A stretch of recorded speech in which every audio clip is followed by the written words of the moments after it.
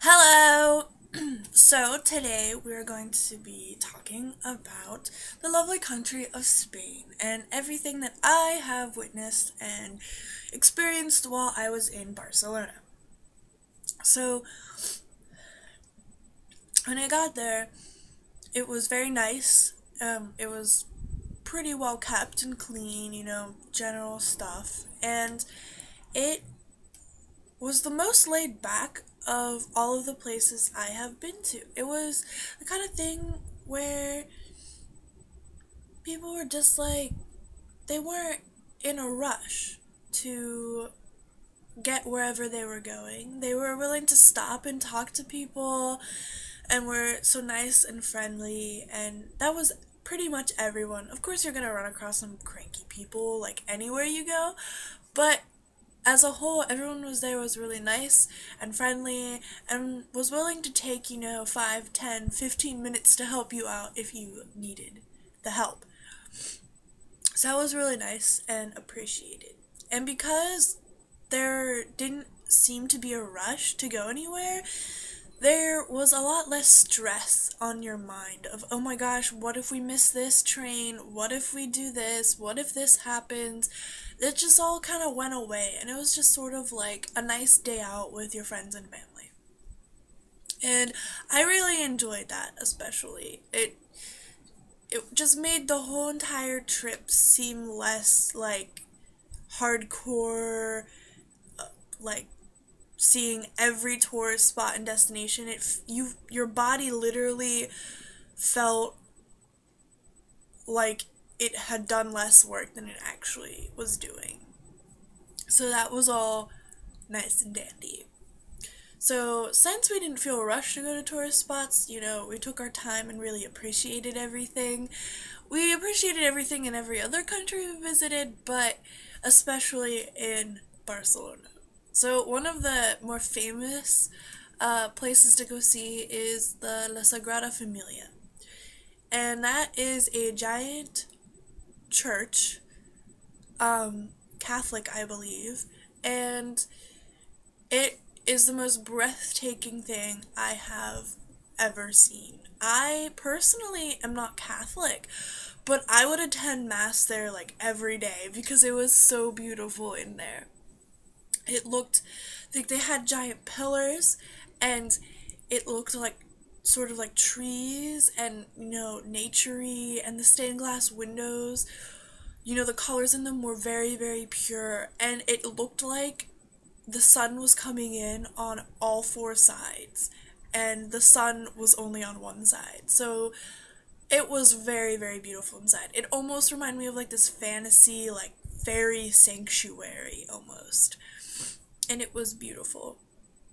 And I believe the inside is complete, but the outside I believe is still being worked on or something like that.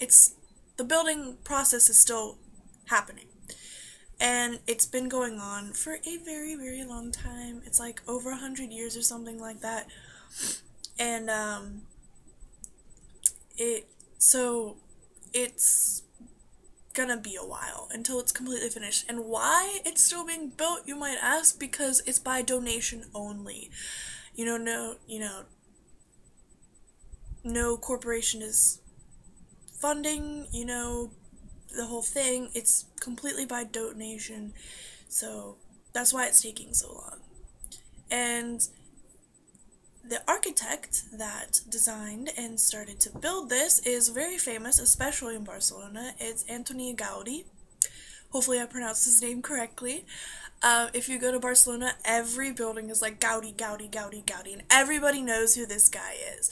So make sure you know who he is, and you do a little, brush up work to know what you're getting into, because somebody will talk to you about Gaudi. I guarantee it. But he died by a tragic death before, obviously, the completion, because it's still going on. He died by getting hit by a trolley car, and he looked like a homeless man because he was never into dressing expensively, even though he had a bunch of money. And so they thought, oh, he was a homeless guy, like nobody really cares about him. So they sent him to not the best hospital in Barcelona and the cheapest hospital. You know how that goes. And he ended up dying. And then somebody was like, hey, wait, this is Gaudi. And then it was like, oh my gosh. So that was kind of awkward, I'm sure, but all's well that ends well, or not so well, I guess.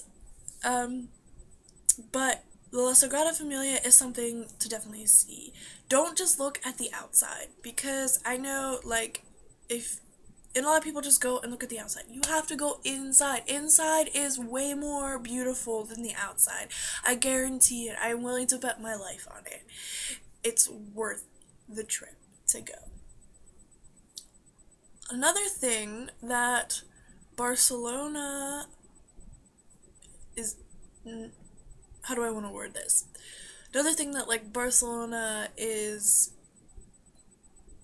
not known for, but it's nice that they have this, is the Mediterranean Sea. Hopefully you know your geography and you know where Spain is and where Barcelona is on it within Spain. But it is on the Mediterranean Sea, and yes, I did go there, and yes, I swam in the Mediterranean. It's just like every other body of water, you know, the Atlantic, the Pacific, you know, any beach, any lake. For me, it was very much like that. There wasn't anything spectacular about it or anything like that. It was just like beach and water kind of thing. We were at a topless beach, and that's like very part of the culture there, you know, topless and nude beaches. There are fully clothed beaches options out there, so like if you're going with younger children, like a family kind of thing, there are those options, but they're not the best. They might be more farther out of the way and things like that.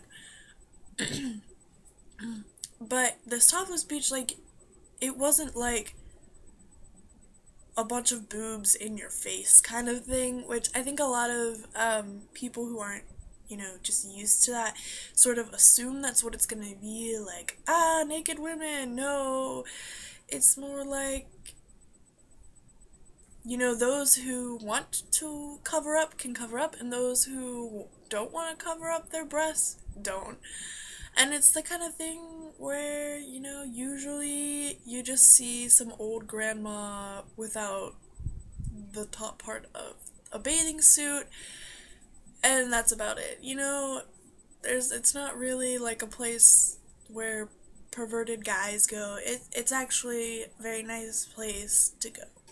I wouldn't be able to tell you about the nude beach, because that's a bigger difference for both genders, and probably, especially if you are from the US, it's probably going to be more of a shock than the topless beach, so you might need to ease your way into it. So there's that. But overall, it was just like any other vacation spot, you know. It was very nice, and it was a nice afternoon, and it's really relaxing after being stressed about planning everything. It's just nice to wind down and go along with it. And one more thing I want to touch on before I leave you guys is the language of Barcelona. Now, you know, I say Spain and everyone thinks Spanish, right? Right! Well, most of Spain. But Barcelona is in an area of Spain called Catalonia, and they speak Catalan there, which is a mix of Spanish and French. So you might know Spanish and you might know French, but unless you know both well enough, you might have a harder time communicating there. That's just a heads up for Barcelona and that area. If you go in other parts of Spain, it's just Spanish kind of thing. So just like a heads up for that. And again, lots of people, especially in the touristy areas, speak English. It's not like you're gonna be stranded in a foreign country with nobody speaking your native language, unless you speak something a little less common. You know, if you speak French, Spanish, German, English, you're gonna have a pretty nice time traveling through Europe and even parts of Africa. But if you speak something a little less European, I guess, if you speak Swahili, you're gonna have a hard time communicating unless you have a second, third, or fourth language that is more common in the European area. That's just for Europe in general. Obviously, Asia, they speak different languages, and South America, Africa, But it was just a heads up because Barcelona, while it is in Spain, they speak Catalan and not Spanish. And that's something I didn't learn until I was actually there. And don't speak French or Spanish. I speak English and a little bit of Japanese. I'm just gonna tell you right now, Japanese is only useful if you're talking to Japanese people, like if you're going to Japan. And it's not like French, where it's not just for France, other people also speak French. It's very specific to a country and region. So if you're thinking about learning another language, keep that in mind as well, if you especially want to travel a lot by yourself. Other than that, Spain was fantastic. Barcelona was amazing. Out of all of the places so far that I've covered, Barcelona was my favorite, and I would of course go back in a heartbeat. It's no questions asked. It was so laid back, it was so friendly, it was just my kind of place to be, and I loved it, and I know you will too. So I'll see you later. Happy travels!